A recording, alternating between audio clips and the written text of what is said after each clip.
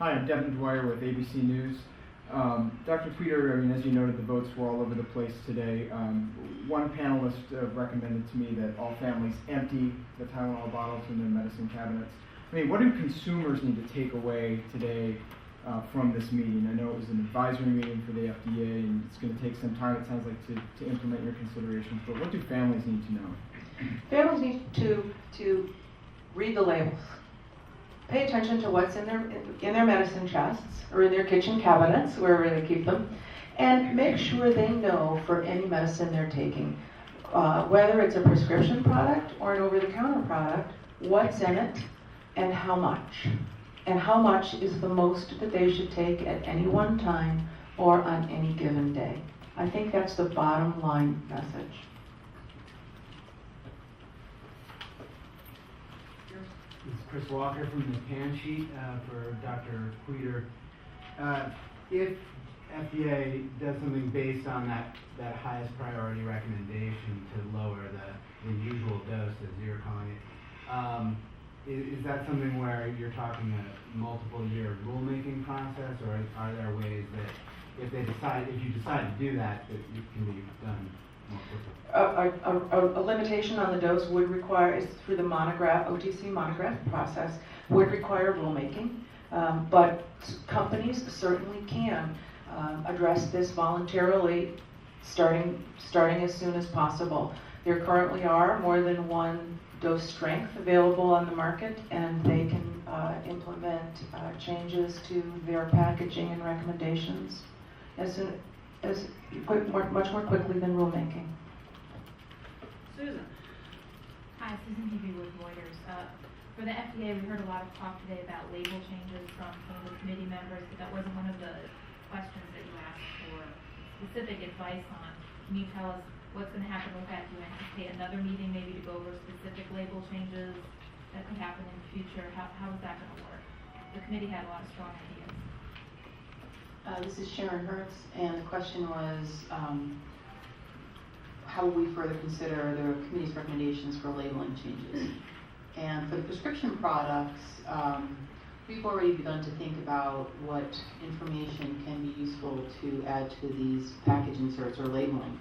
So we will begin those internal discussions. I wouldn't anticipate right now the need for another public meeting. It's always possible. But at this point, I think we have a lot of good information that we can work from.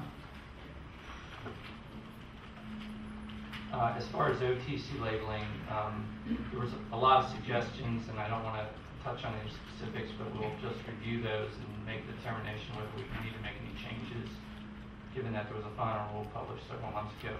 Some of them, just for example, some of them are formatting type issues, this issue of chunking data.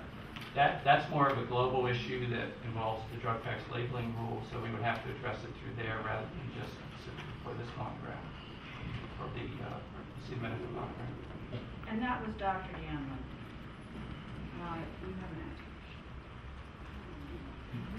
Okay. Yeah. Megan Jeffries.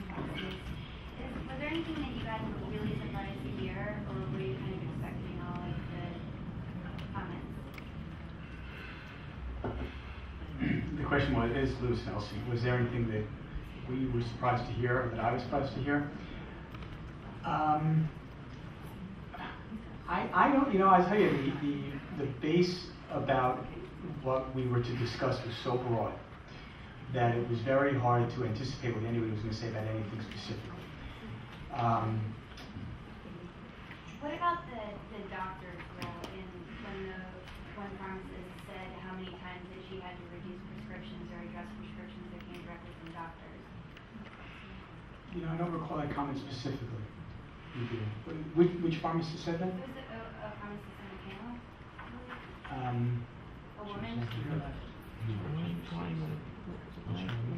Yeah. I don't remember that, but that I didn't know that's what you were referring to specifically. Clearly, there are a lot of problems out there with the acetaminophen prescribing. I commented about that as well when it comes to the medication reconciliation process that we go through. I think that the medical, the healthcare professions, as well as the public, have trouble with the dosing. It is very complicated. As for all the reasons we spoke about, this is not unsurprising to me. This is not surprising to me. because I think that I've known this for a while. So the question was what surprised me, and I think that the vastness of the opinions of people, and everybody was really quite divergent in their opinions for most of these discussions. And I think that it was very enlightening. I mean, I think it's nice to think that people have different opinions about these things. It's going to make your job very hard at FDA to try to sort through these, but I think it's a very valuable thing to go through.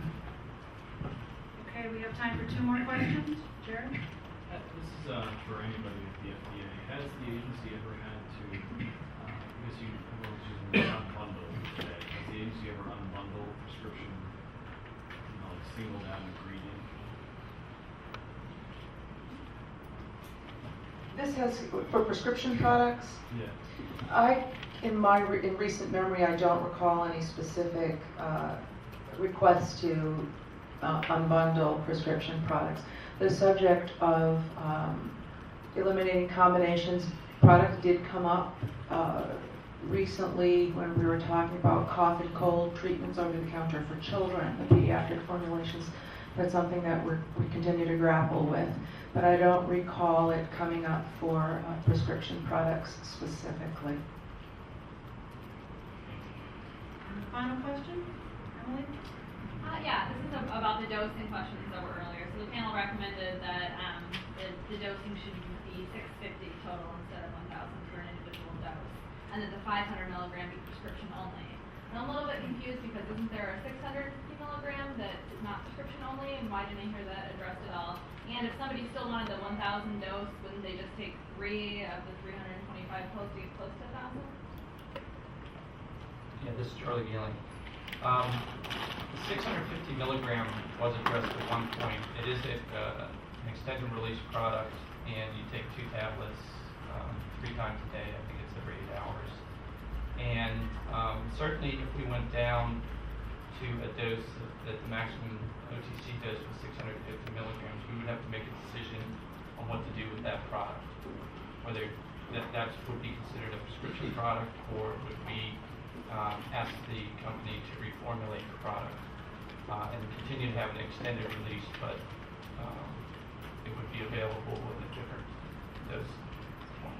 So can I clarify that each pill in that case is 650 milligrams, and you take 2 at a time? Right. 3 times a day. Right. You take it 3 times a day rather than 4 times a day, so the total daily dose is still 3,900 milligrams. And that was why I used the term, as Sandy Queer, that was why I used the term usual dose, because there are many dosages in different sized tablets available, and those are the kinds of things that we're going to have to grapple with, and how to facilitate consumers and patients taking a dose that will be reasonably effective for minor aches and pains that they treat on their own without the intervention of a physician. Okay, this concludes our press conference. And today, marathon meeting on acetaminophen liver injury.